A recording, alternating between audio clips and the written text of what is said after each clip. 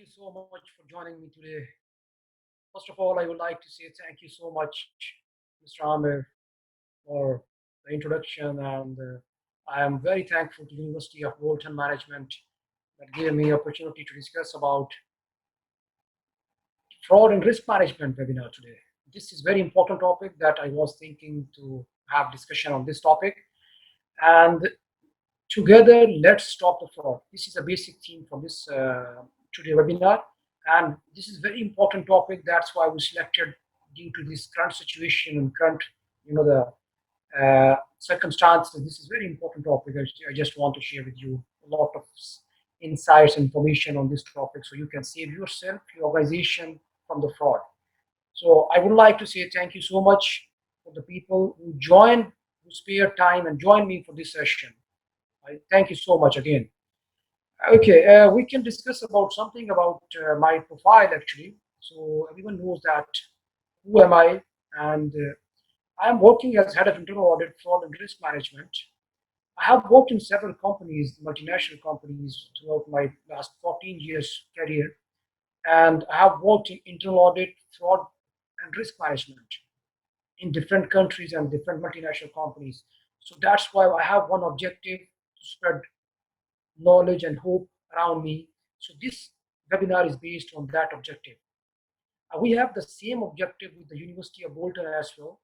So that's why we decided to give the awareness on this very important topic nowadays. So the people should be very vigilant and they should be take care about their, the frauds happening around the globe.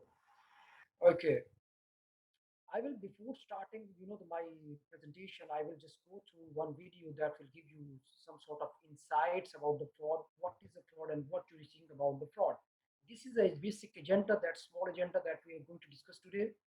That is a global fraud surveys that I will be discussing, and then discussing about the fraud itself. Who are the fraudsters? Why they do the fraud? And what are the indicators about the fraud? How you can save the fraud from those guys. So some tips we will be discussing about this, and then we will be discussing. We will start this presentation with some sort of what does fraud means to you. You can see it. You What can does watch. fraud mean to you? It's probably not something you think about every day. But fraud affects every part of your life. Your home, your car, your job, your healthcare, your education, your bank, your travel, your inheritance, where you shop, your city infrastructure, and identity thieves and hackers are working around the clock to commit fraud. So what is fraud? It's more than just what makes headlines. Fraud is the intentional manipulation of the truth, financial or personal gain. Fraud perpetrators target businesses, governments, and individuals. Wherever there is money, there is the potential for fraud. So how can you protect yourself? Be curious about where your money goes, where money comes from. If something sounds too good to be true, it probably is. Always ask questions. Be alert. Monitor your accounts and report any suspicious activity immediately. Don't wait for fraud to happen to you. Protect yourself by learning more about fraud and how to report it. What does Okay, this was very important video actually. That's where there is a money, there is a fraud. So you can expect a fraud everywhere, and it can be done by anyone. So that was the basic thing that I just want to share the video, so you can get the understanding about the basic concept about the fraud. What does fraud? Fraud is everywhere. It can be everywhere. So now we will discuss about the fraud surveys. That's very interesting facts about the fraud. I have chosen some surveys that gave a lot of information. What is a fraud and how this is happening. So this is one actually survey that says that 7% of annual turnover every company they're losing in the fraud. So one of the the biggest corruption, the fraud is actually in terms of economy, it has 1.5 trillion each year. So this is a huge impact actually on the fraud on the economies as well in terms of corruption. This is a big fraud. Fraud recovered, none. We can see only small number of companies they are recovering fraud from the what if fraud is done, then it's done. That's why I always we always focused on this from the prevention is better than cure. You know who's doing fraud we were discussing about on the other slide as well. So these are the numbers that you have to think about this one. And this is another survey that says that fraud and corruption is 36% the global risk, we can say. So it's just, cybersecurity nowadays is a huge risk actually, number one, top risk as well. But 36% what we are discussing right now is a fraud and corruption risk. That's very huge number. So you have to see actually how, that's why the objective to spread the knowledge to save yourself from the fraudster or surrounding you and around you in the company or even in the personal life as well. And cyber attack, of course, 37%, but it's going on the peak number one risk actually as per the surveys. Okay, this is the global fraud survey is interesting fact. This is one ACFE report issued in 2020. It was conducted 2,500 cases from 125 countries, and it cost 2,500 cases cost $3.6 billion losses. You can assume. I mean, you can see. I mean, the capacity of fraud. What I mean, the fraud can do. What it can damage the company reputation. Whatever. It's 25 cases, and the number is $3.6 billion. I mean, this is something very huge. And there's another thing that you have to see: the every fraud average, it can before detection, it can last 14 months. So it's more than a year. The guys they enjoyed in the fraud. So we detect after 14 months. The causes for the loss is 8,300 dollars per month. So you can assume per month any company they're losing $8,000 around. So this is something and the number 2020 ACFE survey says 5% of the revenue of the fraud of each year, every company they're losing. So we don't know because we don't have the internal controls implemented. We have poor controls. We're not focused on that one. And the misappropriation of asset is 86%. And single case, it's just like $100,000 is lost actually for this. Every case is lost for $100,000. Here, this is a way that how we can give the awareness to the people. Once you will be getting awareness from here, I can guarantee you, once you will go back, you can identify the fraudster. I mean, don't say everyone is a fraudster, but I mean, you can identify the fraudster as well, that how those guys are just like acting. I will be telling you a lot of symptoms. I will telling you a lot of indicators, fraud, indicators as well, how those guys can do that. So how we can detect a fraud, that's also we will discuss it in this, report. 43% with, from the employees, they are coming from these employees as well. The tips, the people they just like they are they want the tip. They are giving tips. It can be employees, it can be vendors, it can be customers as well. So the tips you will be getting from those, how you can do that. This is also very important. One of the most important thing I want to share here, asset misappropriation schemes.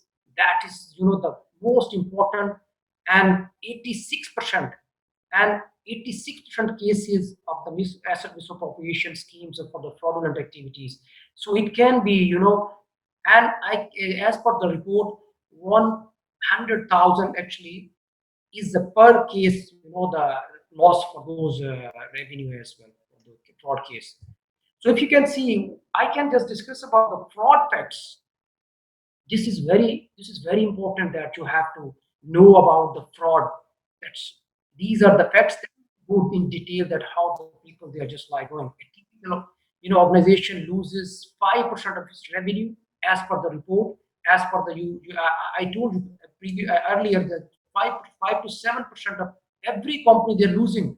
So that's why my objective today is just like you have to go back to your company, you have to go even the personal life. We are losing a lot, but we don't know. There are a lot of asset misappropriation schemes. As I discussed, it's almost 86%. It's the most common fraud in this world. in the the corporate sector as well. Financial statement fraud schemes also 10%. But in financial statement frauds is almost average loss for one fraud is $1 million. So you can see, I mean, asset misappropriation. I will discuss with you what is asset misappropriation. When you will be going back, you can just relate to this training or maybe webinar information to your own company or maybe your own around surrounding as well. As I discussed, mostly the fraud are detected by the tips from the employees, from the vendors, from the suppliers, from the customers. A lot of things is there. So anti-fraud control decrease the loss and duration of the fraud scheme. This is very important because mostly I have been working since many companies, multinational companies even those companies they have the lack of controls, lack of internal controls as well. So that's why anti-fraud controls are very important. You have to put in place and you have to go review as for those the fraud controls as well. Anyways, okay, this is also number nine. It's very important because majority 77% of the fraud are usually committed by the individuals working in one of six departments. Accounting and finance department is one of the major function actually, because why, I will tell you in detail that why these guys can do operations. Of course they can do sales, of course customer services and purchasing. you know the supply chain is very for the in terms of fraud risk management is very vibrant actually. As I mentioned earlier, nearly half of the victims do not recover the losses. This is 54%. They are not getting single penny from the fraud activity, from the fraud incident. Because mostly companies they don't want to go for the activity and for the cases and litigation as well. So they don't recover anything from those. Even mostly cases they are terminating the employees as well. Okay, today, now that was a surveys. I think you can just have what is the huge impact of the fraud risk management on the throughout the corporate sector and the world as well. Even it can be individual life as well. These are the basic. Today we are going to discuss that can give you basic ideas and the guidelines, and maybe you can just have some sort of very informative session about this. How you can save yourself or your company from the fraud management. What is a fraud? This is very important. You have to understand. Everything is not fraud. Every act is not fraud. Any illegal act, that should be any concealment, violation of trust. It can be the individual or the property parties and the organization to secure the personal business advantage. Just like in terms of we can say conflict of interest. If you're doing anything in conflict of interest, that can goes to the fraud. It should be intention should be there for anything. It's not the accidental. There should be intention for the and to deceive others, resulting victims suffering the losses and the achieving gain as well. So this is basic and very important. You have to consider about what you have to how you can define the fraud. If something the people they have done that, on the next slide I can tell you. See, fraud is not accidental.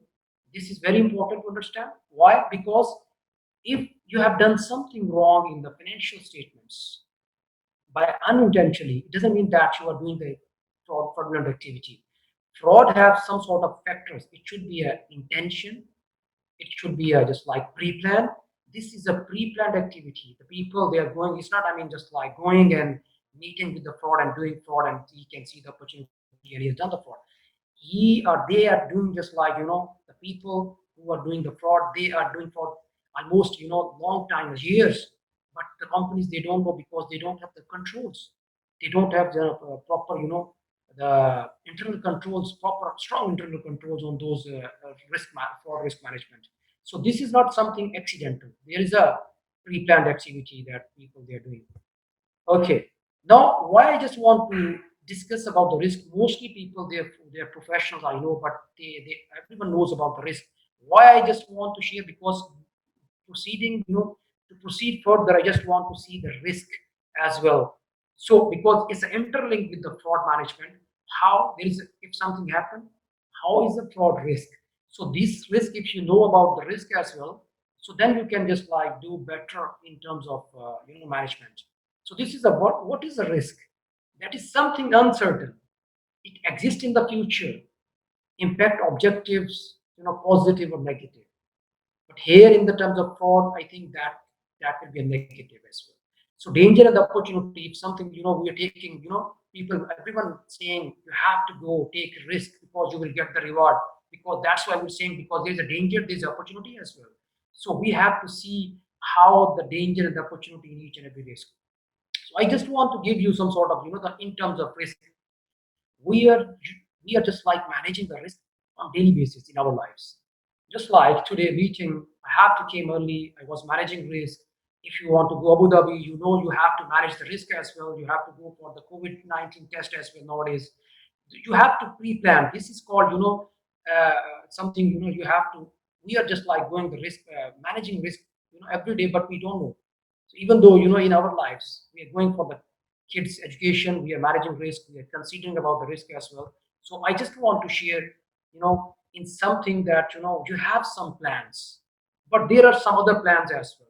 Just like if someone, uh, in the university students, or maybe just like, I hope there will be a lot of university students as well today. So the people, if we have planned to go smooth, but there are a lot of hurdles in the plans as well.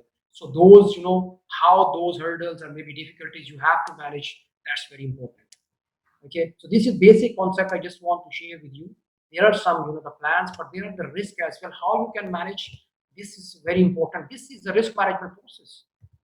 I just want to share, this is the last slide for the risk management, because I didn't include the due time constraints. What is the risk management process? These are some sort of coordinated, activities to direct and control organization with regard to risk. First, you have to risk identification. It can relate, you can relate the fraud risk management as well. You have to see what are the risks for the frauds. You have to analyze those fraud risk analysis. Then you can go for the fraud mitigation, and the monitoring as well. This is something, you have to create a culture as well.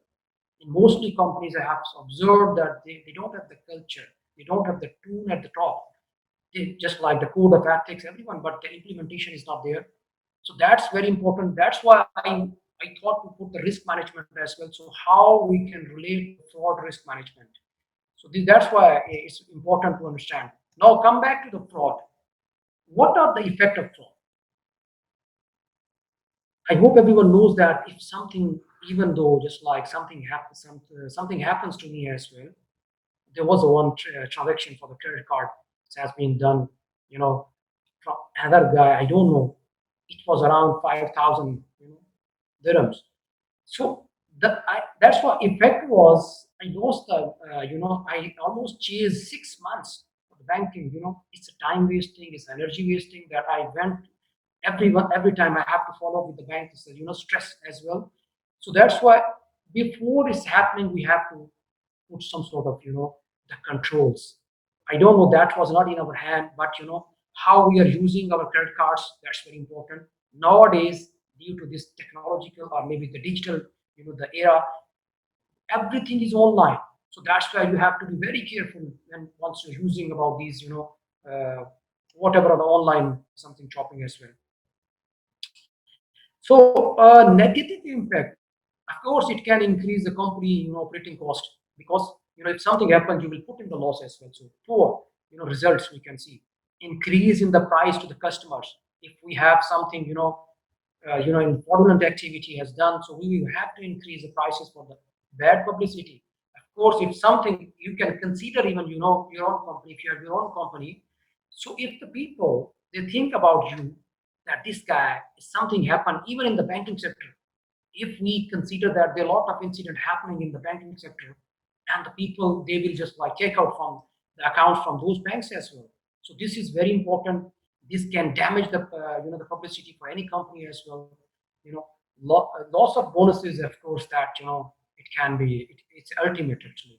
Even though we can, there are people they can lose a job as well. So I will give you one example with the one case actually that I like it. And even though regulatory fines, that's also you have to consider, because if you have the poor internal controls, you don't follow the regulations and the regulatory instructions, of course you will be getting fined, and that will be also bad publicity for you, for your company, or maybe for you as well. Okay, and let's discuss about this one. Who are the fraudsters? That's why I was saying that if you will be just like if you understand about the concept about the fraudster, then whenever you will go back, you will find the fraudster easily. This is I can assure you. So that's why if you can see the majority of the it's not unfortunate, but I mean majority of the males actually 70% they are they are doing the frauds because they are majority of people they are on the top positions as well. 28% is overall. I mean, as for the ACF report to 2020, this is as for the the surveys. So 72% people they have done the male actually they have done the fraud. The females,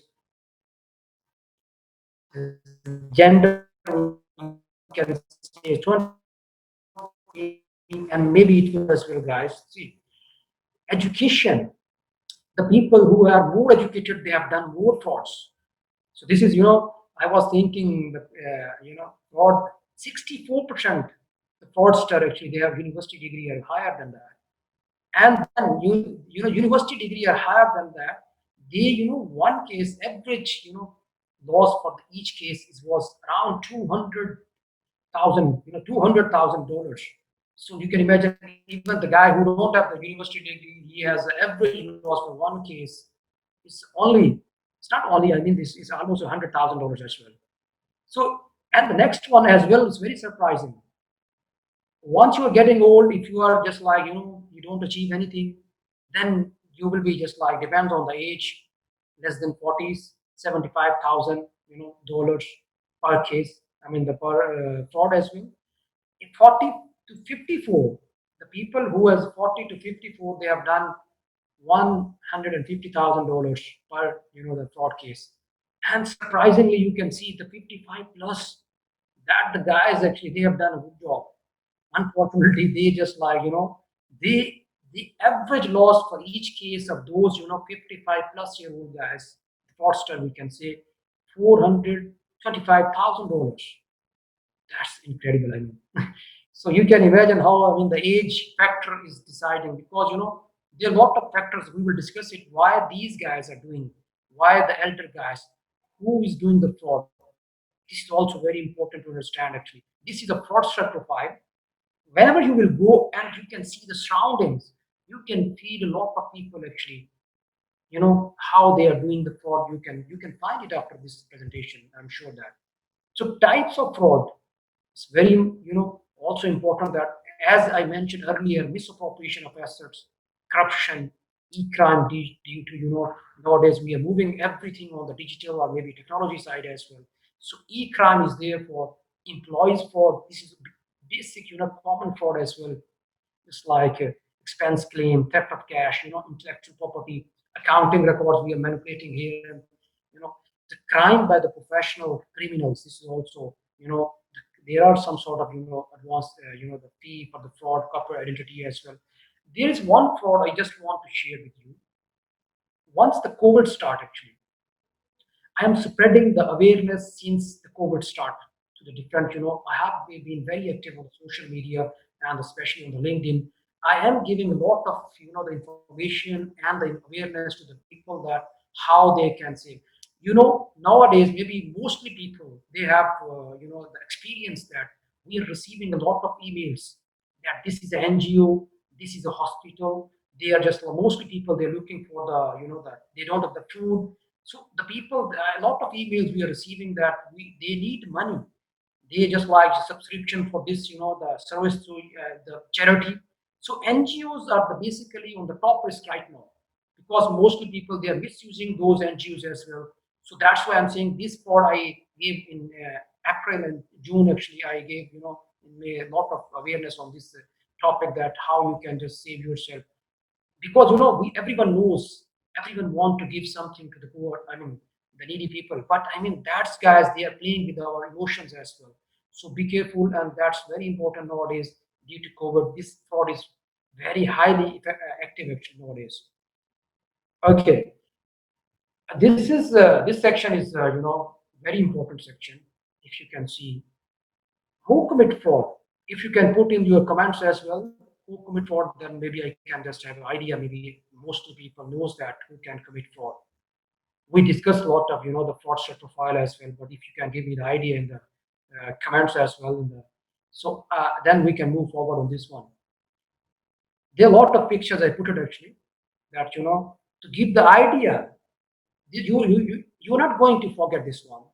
Whenever anyone asks about you who commit fraud, you can have idea that you can relate to this presentation that okay, who can commit fraud? You know everyone, you know everything. So that's why I'm saying if you can put in the comment, then I can have idea. Maybe the people knows about who can commit fraud.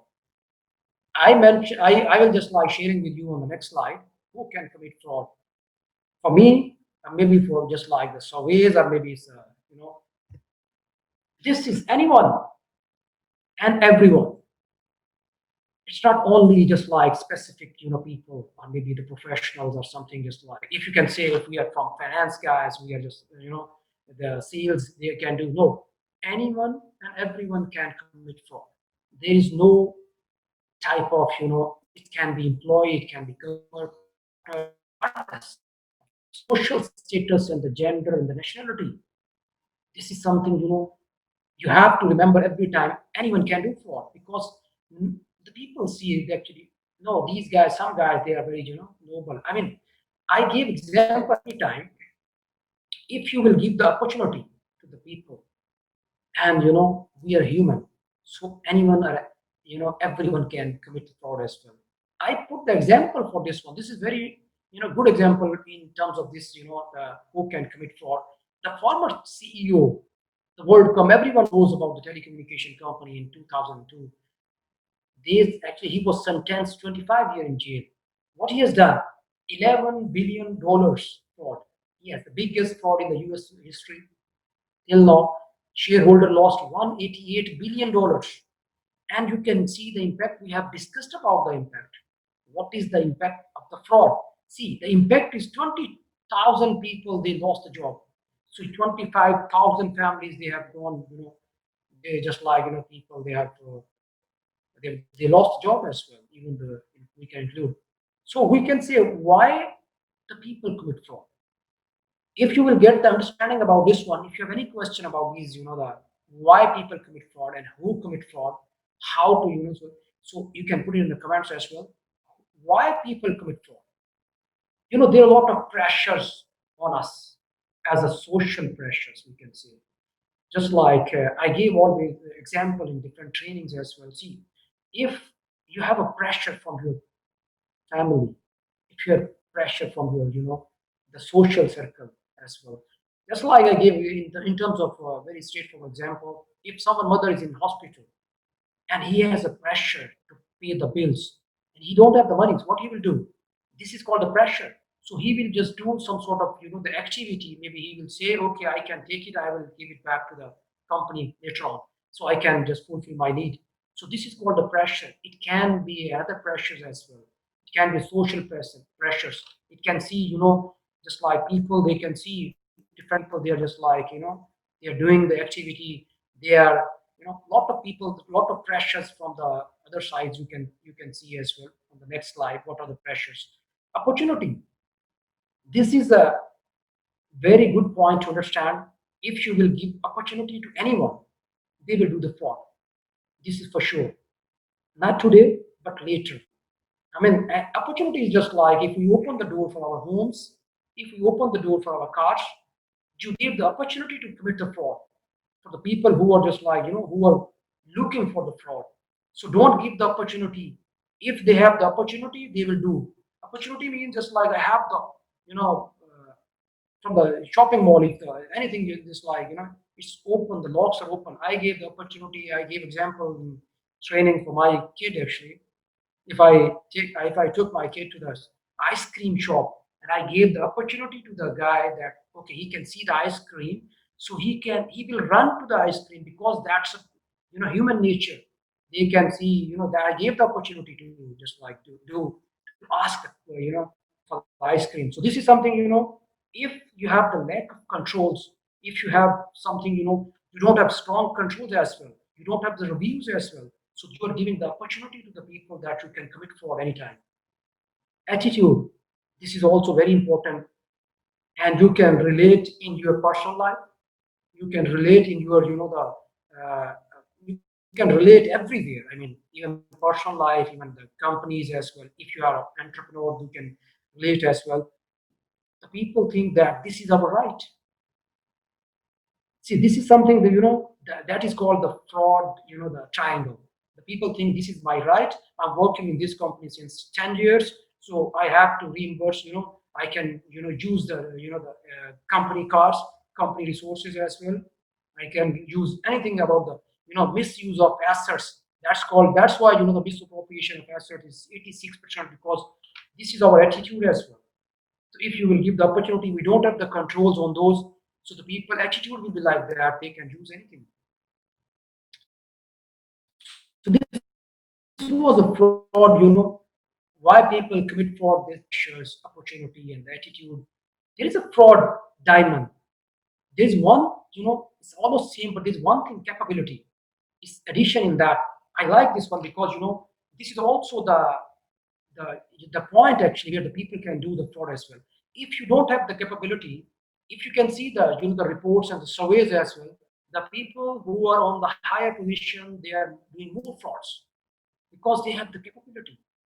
If you can see, the people who are in the mostly, I mean, even the lower level people they're also doing, but I mean, if they have the capable for to do the fraud, they will do that. So if you have the capability, you have the the more chances that people he can do the fraud. If you can see the example on the above example that CEO is $11 billion fraud. You can see, I mean, the guy who was mostly I have seen the there are a lot of researches and surveys available. The people that on the top of position they are doing more frauds. Okay, this one we already discussed actually. I put it actually for the reference as well. Pressures. What is the pressure if you there is no job security? You will see. Okay, let me take whatever I can take it from the company. So if there is no bonus as well, so that's why I'm saying personal financial issues as well, health issues. So financial results, financial difficulties as well. So people they do more fraud actually if they have those pressures. Opportunity, I told you, lack of segregation of duties. If you see WorldCom, the CEO was the he was there was no segregation of duties about the he was holding two main positions and he was weaker internal controls of course. So these are the opportunities as I discussed with you. If you don't have the locks in the car, if you don't have the locks in your the bags, so you are giving the opportunity. You cannot blame anyone that you also give, I mean, the opportunity as well. So it's something the a rationalization I told you actually the people they have it is attitude. This is something the people think that they have the they have the we don't we are not get I actually I have met a lot of people they told me we are not getting a lot of we are not getting the adequate salaries or the bonuses or maybe the benefits how we can use. So this is our right to use from the company. So this is aggressive something approach for the people. They think that this is their right as well. Okay, I hope the you guys understood actually what's and why the people and who do the fraud as well in terms of digital market, digital age as well, digital era. That this is also actually for me this is also very important. You you have to found you will find a lot of people around you, and you can relate to this slide that how those guys are just like if they are involved in the fraudulent activity or not. You can see on this activity. If the people, the survey says, if the people they are living beyond their income, almost 42% people they have indicate this is a big indicator actually for the if I have income up to 10,000, I'm living in some sort of JB or somewhere. I mean that's the people. It's a natural thing. The people will think that how from these guys are getting from the money. So this is very important. If the people, it's not in all the cases, but mostly 42% is for sure. It's I mean simple. If you don't have the money, how you can just like can say the to survive or how you can just like live in luxury life. So financial difficulties is also very important. I don't have the money right now. What I will do? Of course, I will. If I mean, I have to work. I don't have, I have to continue, the financial difficulties. It's 26% people, they have the financial difficulty, they are doing fraud. So that's, it's very, easy to identify those people as well. That, it's not, I mean, that's what I'm saying. You don't say it's 100%, it's 26%. If I have financial difficulties as well, but I don't want to, do fraud, this means I'm not going to, but mostly, it can leads to that, if I have continued with financial difficulties as well. Control issues. Mostly cases in the corporate sector you can find this one. The people control issues, they are not willing to share their duties. I have worked in the multinational company, and the guy, I have actually identified one guy, he was working on the same position from last 15, 16 years. And he was not even going for the, the paid holidays. Mostly he was going and just like he was staying in the job as well. And we identified a lot of fraudulent activities from that guy. So this is something, the power, that if it's a powerful, indicator. If you have the guy who's in the same position since 15, 20 years, so and he's not even using, he's not sharing duties as well. So that can lead to that activity. Of course, this is the close association with vendor and customers. If you have a close association, uh, so it's 19% cases, suspicious and the defensive irreliability as well 13%. Addiction, if you have any addiction, gambling or drugs, of course 9% people they are more vibrant to do frauds as well. So refusal to take vacations. The people they're not going for the vacations. They're staying on the. They are stick to their job. It's not. I mean, they are 7%. The report says that they can do fraud. They can be involved in the fraud activities as well. Okay, now we can discuss about that was a basic, information that I gave about the fraud and who do the fraud, who can commit the fraud, and how do just like this is the indicators about the frauds as well that how they can do that. So tips for the fraud is very important. I always say in my presentations, in my trainings, that prevention is better than detection. Prevention is better than cure. If you are just like you have strong internal controls, you have a strong internal culture, you have and you have implemented financial controls as well, you are reviewing from the third party and maybe internally, you are considering dedicated fraud officer as well. So promote fraud awareness and consider trainings. This is objective that we are giving trainings, that's on this objective that it's a awareness session. The people should know what's going on surrounding, then they can be more, vigilant and careful as well. Conduct pre-employment screening. This is important. If you're hiring someone, you have to see those, screen as well. You know, don't be afraid of challenging if suspect wrongdoing. This is mostly companies I face the challenges as well. I implemented many companies the whistleblower policy. I requested many the staff, you can just put the give us the some sort of the information that who's doing fraud, because the people they work in any section, they know better than us as a third party, okay, as a third, they know better than us that okay, what's going on in the section, what's going on in this department.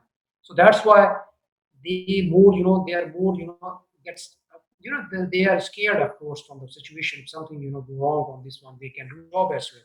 But that's why you have to, push those guys so they can give you a lot of information, and it can be useful in terms of investigation.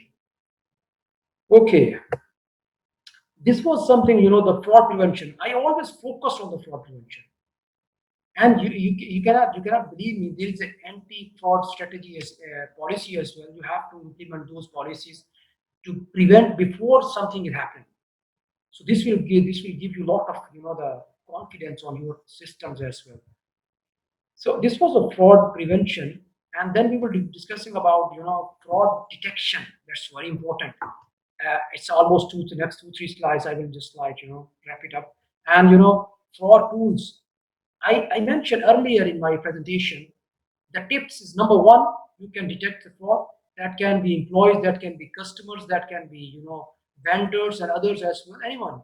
They can just like, you can circulate your whistleblower policy to the vendors and the customers. They can give you who is involved in the, so they can give you tips as well. Internal audit is very important. The department in any company is 15%. Of course, they are doing. They don't have the the sole responsibility of detecting fraud, but I mean they are detecting fraud during the audits as well. So there's other management reviews as well. So these by accident external audits, of course, they are doing 4% as per the surveys. So basically, you have to implement those controls. You have to implement the whistleblower policies as well. You have to increase the strong internal controls. So the people, they should tell you, okay, these are the problems in this company. There is a fraudulent activity happening. This I have done that. I created a risk and control champions in each and every section of one company, and they gave me a lot of information on this. You can do this activity, and you can. This is very important. If you try, you create a culture in your company, then you're not going to sit alone. There are a lot of the information. There are a lot of the problems are coming to you. Then you can add value in the company operations.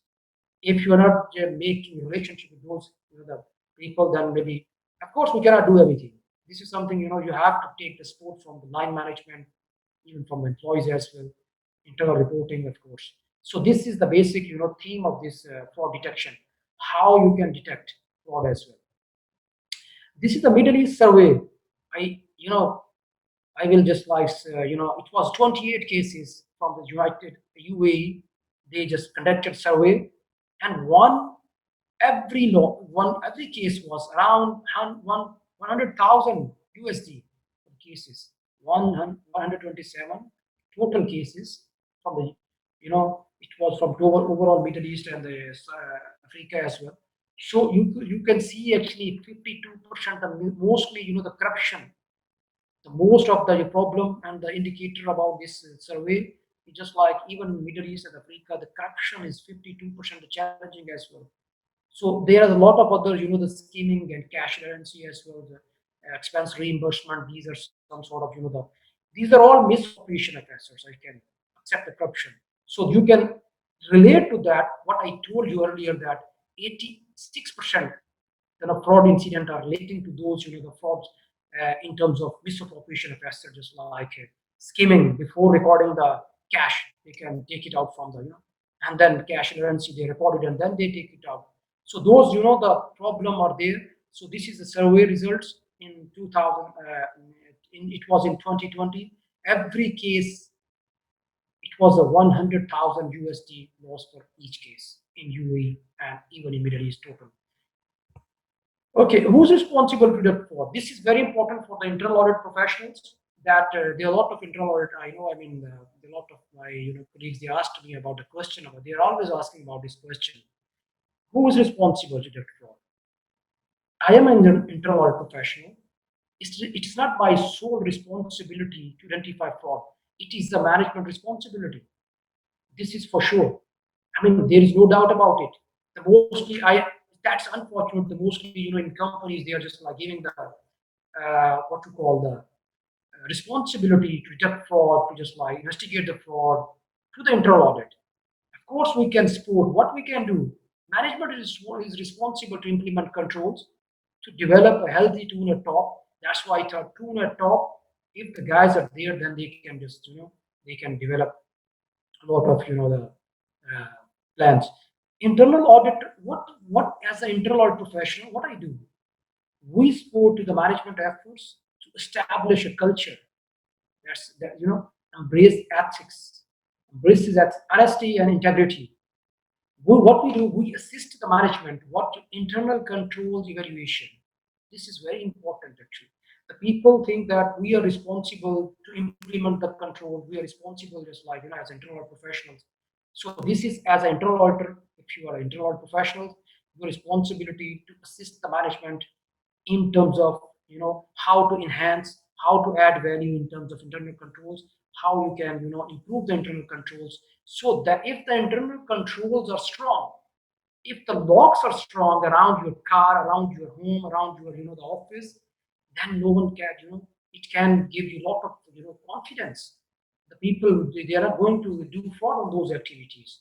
So if there is a culture for the punishment as well, and tune at the top, there's a integrity, there's a honesty as well. So those, the ethics and the code of conduct is there. So that's not, we can be involved in the investigation, but we cannot do the implementation of any, the controls as well. We can see as an internal auditor the improvement, and we can enhance the internal controls. We can give the recommendation for the internal controls.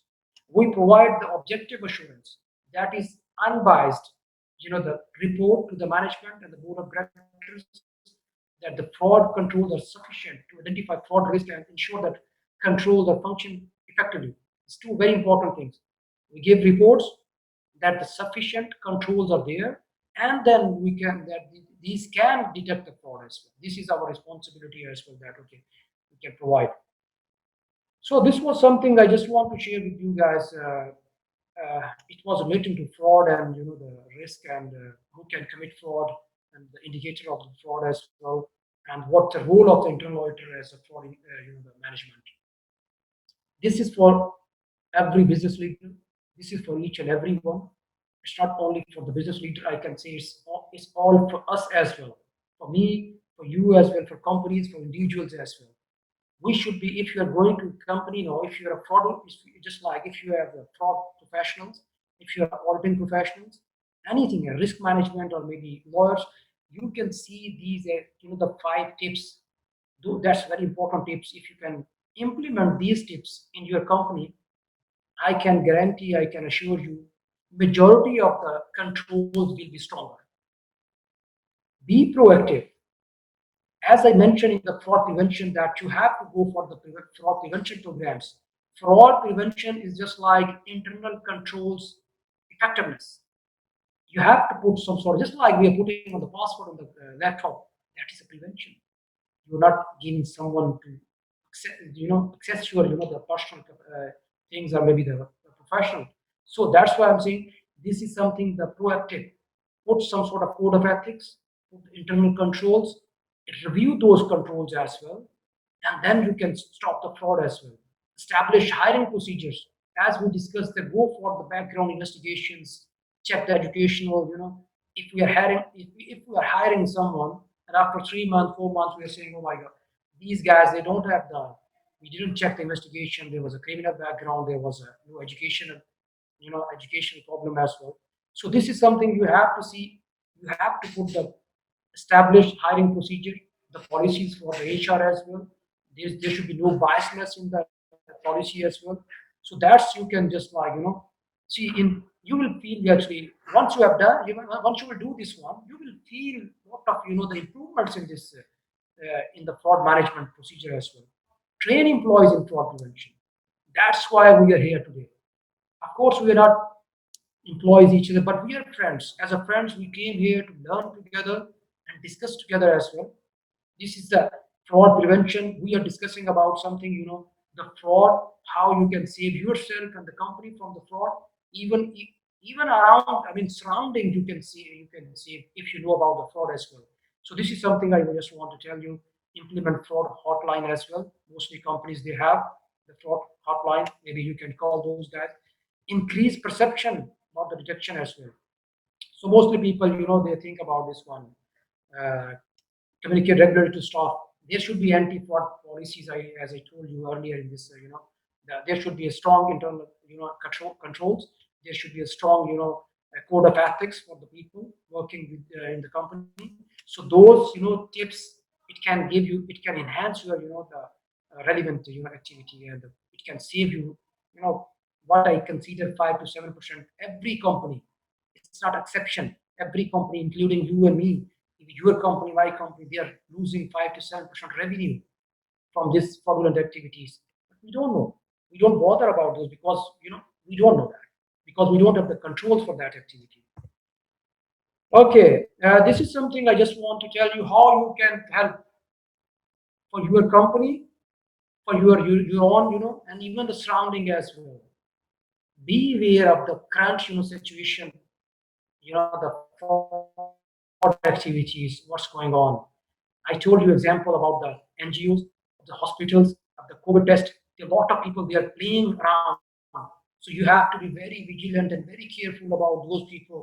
They just like asking for the funds. They're asking for something, So those you have to look around. What's happening in terms of frauds.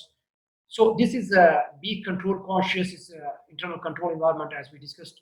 Ensure proper segregation of duties. This is very important. I I always stressing on this your point. If we don't have the segregation of duties, everything is done by the same person, or maybe two or three activities is done by the same person, then lot of the problems and lot of the you can expect a lot of the fraudulent activities from those. You have to segregate the duties in terms of just like payment procedure, in terms of the selecting the vendor as well. Everywhere you have to put the segregation of duties from top to down. So authorization approval, as I discussed, there should be a segregation of duties will be there, then it can be segregated. And maintain overall, organizational assets. This is a huge, the operation of asset is, biggest fraud risk actually. This is 86%. If you don't have the control over the organization assets, it can be misused. It can be abused. If you will put the internal controls, so you can just, put some sort of strong internal controls on those activities. Okay, constantly review, event, and revise operations. Okay, take the ownership of your activities and execute with due diligence. Wonderful point, actually. It's a culture. If you are working in a company and you're not owning that company, then you cannot change it. You cannot add the value. But if you are working in a company and you took the ownership of those activities, and just like I am doing this activity without any, it's just like my passion. I have to give awareness about those activities and how you can save yourself from the fraud. This is important. That's why I'm here actually for you. If you took the ownership for any activities, then you can fill the gaps, you can improve the activities, you can improve the controls as well. So the last one, not the least, escalate all the activities and transaction to the line management. Here, mostly employees, they get scared. They are not actually raising the point to the management, and they are scared of just losing job as well. But if you, that's what I'm saying. If you have a culture in the company, if you have a culture in the at home, you can consider even at the home. If you have the tune at the top, the kids they will be telling you a lot of things actually about the surrounding, about the home, what's going on. What I mean, so that's why I'm saying you have to set a tune at top, give some sort of confidence to the employees. If they're going to whistle below, they should not get some sort of the some sort of the abuse from the miss from the abuse from those line management. If I am just like anyone is my boss, I'm just going to the CEO. This guy is doing fraud, my boss. So what I mean, if you are just like this is something that if there is a culture in that company, of course I will go for those and I will tell you the management is that this is thing happening as well. Okay, this is something that you can do and you can help yourself, your company, and surround. So today we have discussed about these some sort of the basic agenda. It was what about the fraud risk management? Who's are the fraudster? There are indicators. There are how you can prevent those activities, those fraudster. How you can help, how you can detect as well. So these are the basic actually I took today due to time constraint thinking about to have more slides on this. I can give you more case by case actually, but times. I hope this will be very beneficial and insightful to you. If there is any comments, you can put it in the comments as well. And the last, I will just share one video that's very important to have. You can watch. It's about the money laundering, AML. If the people they know about the AML, otherwise they can see in the video just like how the money launderer they're working and how they just like it's the activity is just like ongoing in this world. So you can see in the last video, and then I will take some questions and I will be just like handing over to Mr. Ahmed. Okay, okay. This is watch this.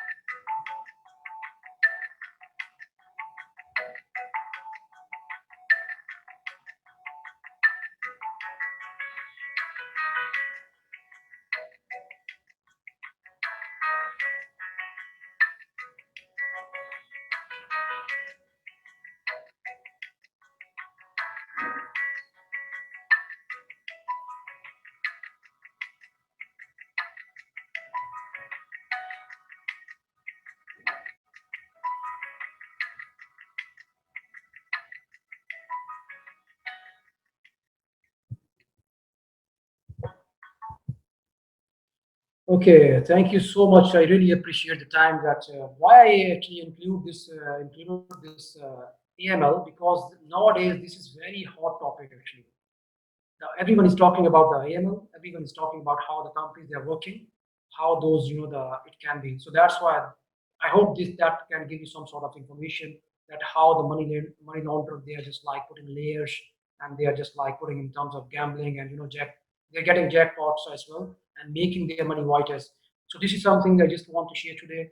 I hope you guys get a lot of information from this session, and I'm very grateful and thank you so much. I really appreciate on these uh, topics, and your time actually. I just hand over to Mr.